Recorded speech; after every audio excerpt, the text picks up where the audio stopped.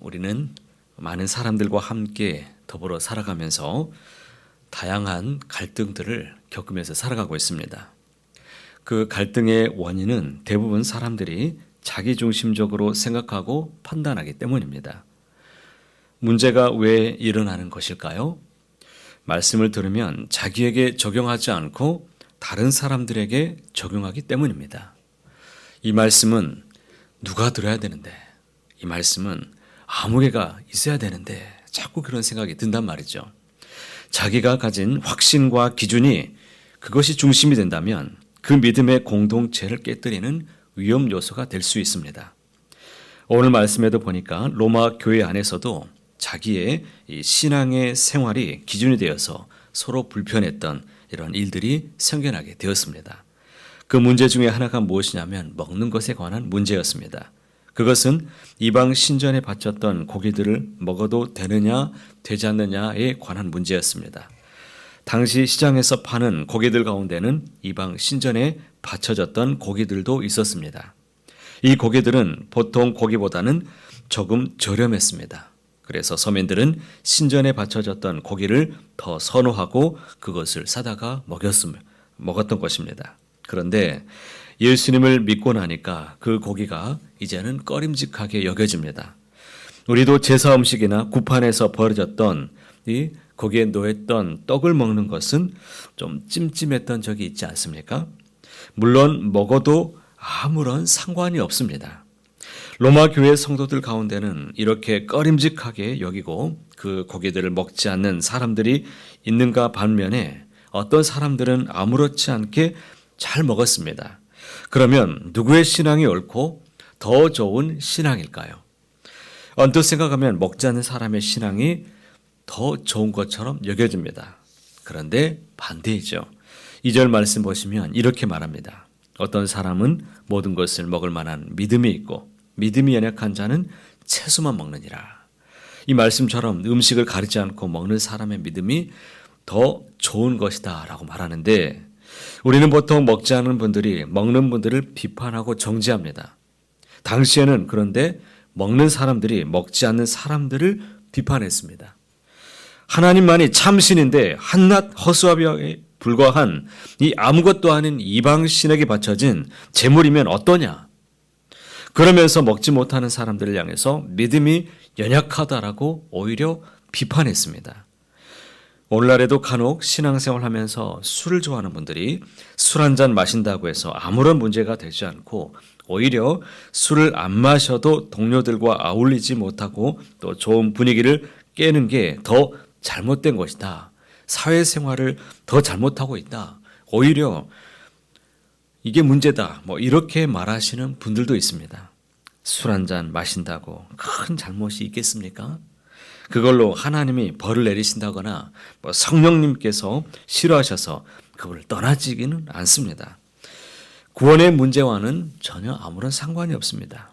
교회 안에 이처럼 다양한 부류의 사람들이 모여서 함께 신앙생활을 하고 있습니다. 신앙도 제각각이고 생각도 제각각입니다. 그런 것들을 우리가 서로 인정하라라고 성경은 우리에게 말씀합니다.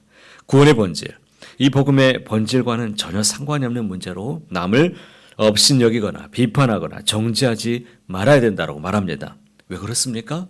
그분을 위해서 우리 주님이 십자가에서 못 박혀 죽임을 당하셨기 때문입니다. 여기 3절 말미에 보면 하나님이 그를 받으셨다라고 말씀합니다. 믿음이 연약한 사람들은 그 연약한 대로 하나님이 그들의 믿음을 인정해 주셨다라고 말씀합니다.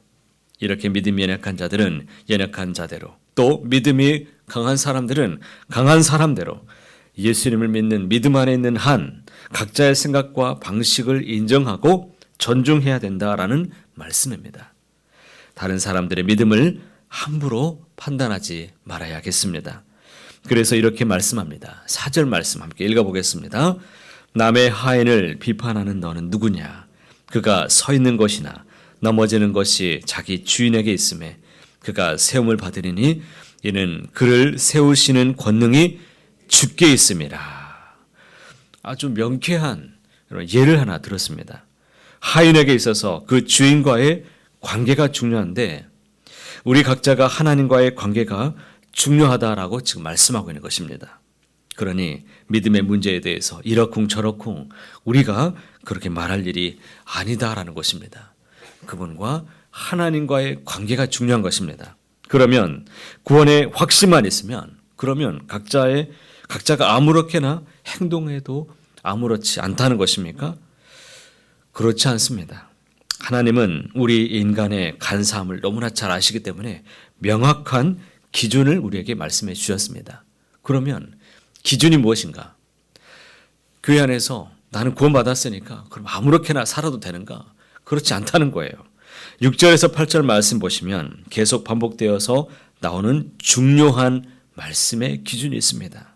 바로 주를 위하여라는 말씀을 주고 있습니다. 그러니까 무엇을 하든지 그 동기가 누구를 위하여?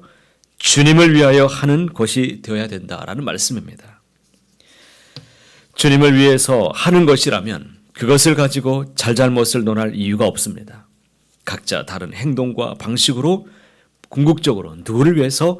주님을 위하는 것이 되어야 된다라는 것입니다.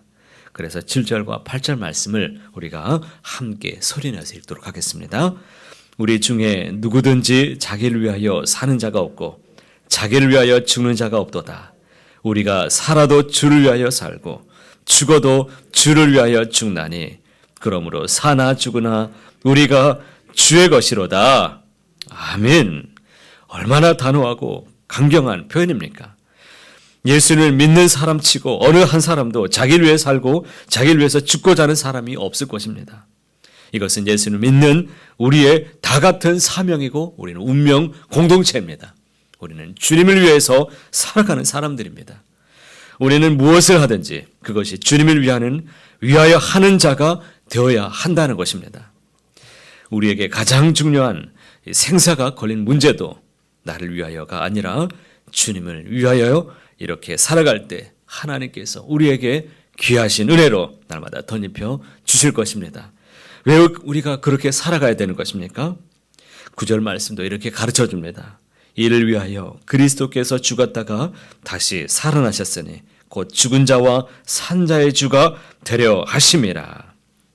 우리 주님이 십자가에서 죽으심으로 우리의 죄를 씻어 주셨을 뿐만 아니라 우리의 주가 되셨기 때문입니다.